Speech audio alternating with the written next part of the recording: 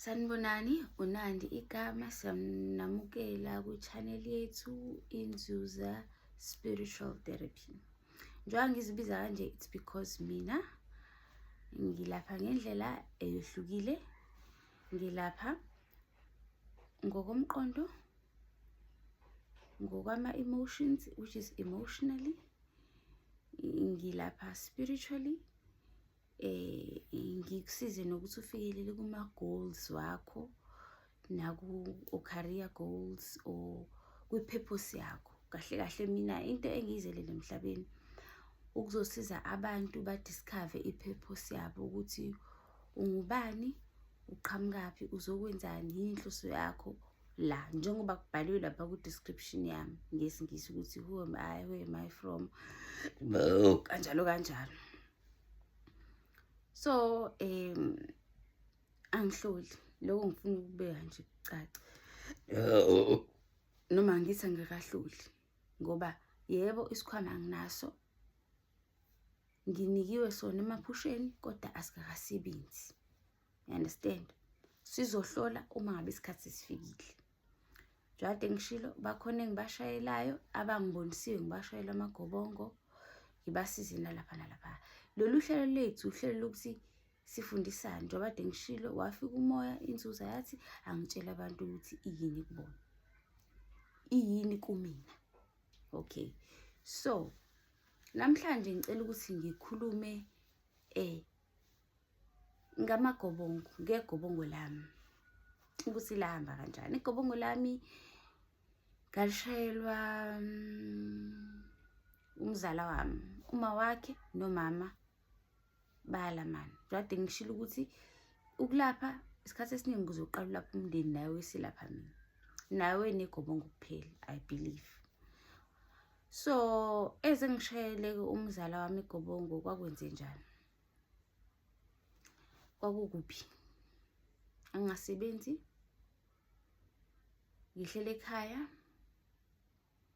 ngifundile, ngine-degree,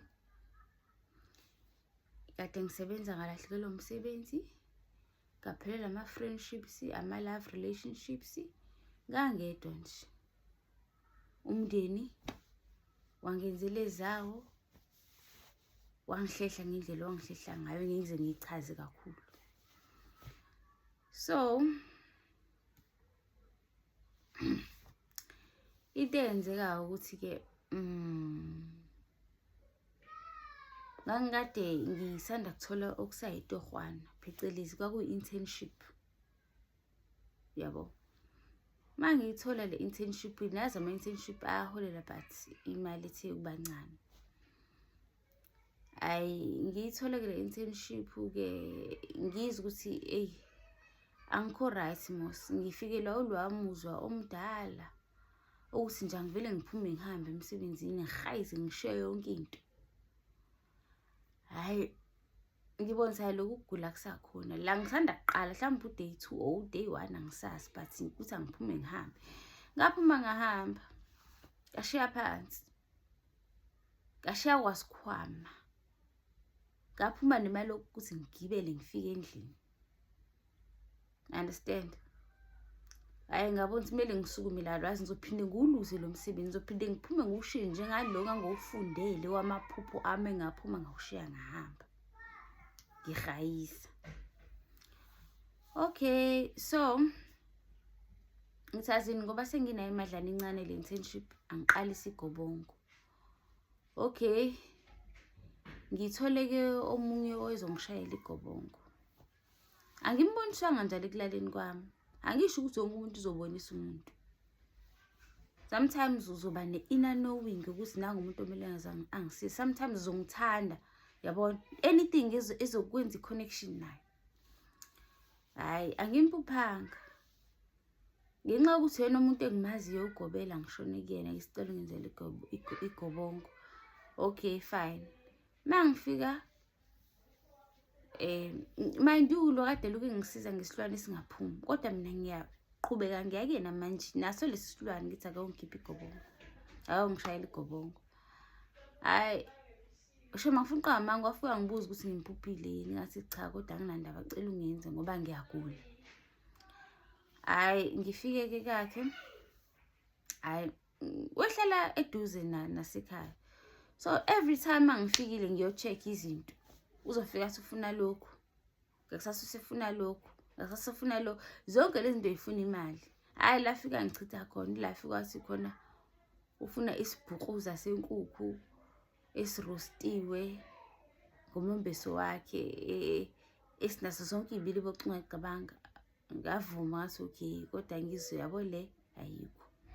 Cela ukutshela ukuthi ngibhizi nama-preparations, ziyaduma, kufanele zidume soon. Hhayi ngibozi hhayi ngihambe ngiyolala.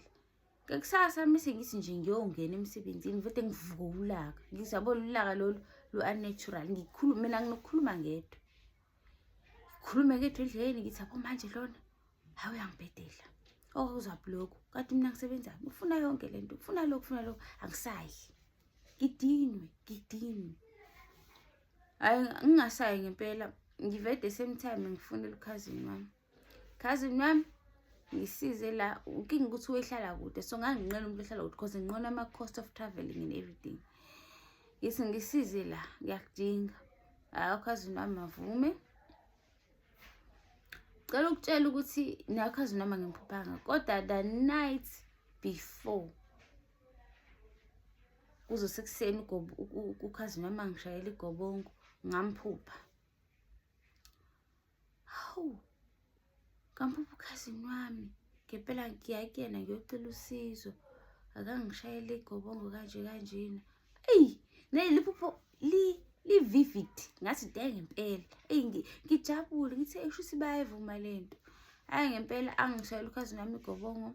Ngicela ukutshela igobongo linamandla guys, engingalithathi kancane. Yona nto eyingqikithi, umavula kuvaliwe lwaya, umavula emsamo, kuvuleke yonke into ekumele iqaqeke. Uma kumele iqaqeke amakhosi mhlampe yini, yonke imo ohamba nayo iyaqaqeka. Igobongo liyaqaqa, liqaqa emsebenzi, liqaqa relationship, nje liyakhanyisa. You understand? Obviously usazoqhubeka nezinye izinto uma kumele uqhubeke ziluke zisondele, kodwa lona ziyaqaqa, kuyaqala kuhlakazeke.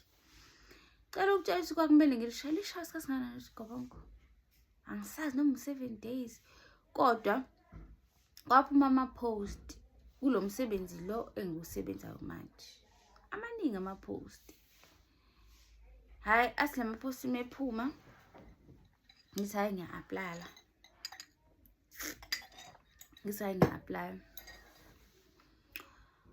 hayi ngicela ukukutshela ukuthi ngi-apply lelo qhinsi lamade ngilisho lingaka. Ngi-apply uthe sekumele ngibizwe ku-interview, ngabizwa endaweni eziningi. You understand?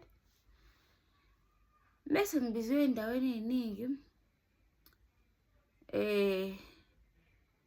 the follow or lufika usuku le-interview. Hayi makumele lifike usuku le-interview, ngicela ukutshela ukuthi ngilele namhlanje ebusuku, kusasa ngiyo-interview. Ngaphupha yonke into ezokwenzeka kuleyo interview. Ngaphupha ingubo engangiyigqokile, ngaphupha into ezokwenzeka. Okay, ngaphupha ngathi ngigqoke in a certain way, qhamuke lo muntu lona engathi uyamemezela umbhobho, umemezela izinto ezizobuzwa ku-interview. I think ngalahlekelwa nayi something, ifone lapho ku-interview, but something happened that I lost. But kube nesiphithiphithi nje athi siyahamba futhi manje u-interview, le interview ayisabanjwa. Kwamanje sekuyabalekwa. Okay, hey ngivukise, kodwa yini-ke manje le nginosuku olukhulu kangaka. Base ngivuke ngihambe, ngicela ukutshela ukuthi ngakuzomele ngiqale e-internet cafe, ngifike ngiphinte something engizoyidinga ku-interview. Khona bafuna ama-documents. Ifoni ngendlela enganginovalo ngayo, ngendlela engisangene ngayo, ngayishiya lapho ku-internet cafe. Strike one, naliphupho lami. Hayi ngishiye lapho ku-interview. Uma ngifika ku-interview angisenafoni, ngifike ngihlale phansi, isangene ngiyakhala ngikhathi ngilahlekelwe ifoni ngibona ukuthi nje impilo yami nje is nothing. Uvele kuphume lo sisi ku-interview athi hey laphana bazobuza 1 no 2 no 3. Mina sengifike ngaxoxa la ngixolela laba bantu ukuthi ngiyakhala ngoba ngilahlekelwe ifoni. Ngicela ningabatsheli abantu aba-interview kuphela ningatsheli umuntu because angifuni kube ngathi sengifuna uzwelo noma yabo. Hayi kanti bazoqinisa amakhanda sho sikhona wavida wabatshela cabanga.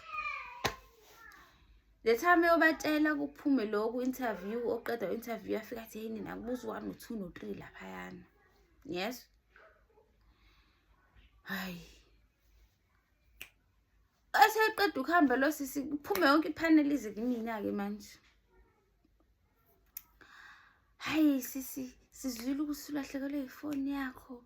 Siyacela bandla ukuthi upostpone interview yakho. Ubufike ngolunye usuku usuku right aku.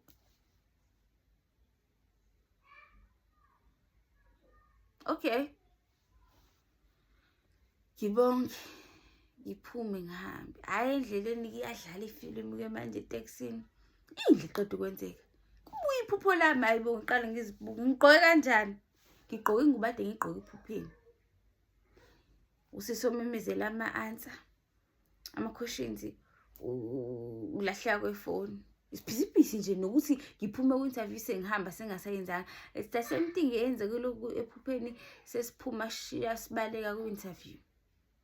Lalo ngenzisana idlozi lapha. Lalo efuna ngazi ukuthi lezobuzwa lapha kula interview. Ngafika endlini ekhaya. Bangina futhi a couple of days because the interviews are still ongoing. Ngafunda. Lasha usuku le-interview ngafika sengisibushe. Engisibe nginovalo. Ngafika senginengi confidence. Sengiyaswela ba. Nakutshela umkhubo yedlozi, ngitshela imikhubo yegobongo. Ungalithathi kancane, angabi khona ukhambo ozolithatha kancane. Ungalithathi kancane umndiki. Ungathathi kancane inono. Ungawuthathi kancane umndawe. Akana basumndawo noma indawo. Kodwa lokho kuhambisana nakho umndawo hayi inja igame ke leyo. Okay, there's a reason why ngithi umndawo inja igame is because isekuba mnyama. Ngoma lungile. Asenzele ukubuka la siyafunda.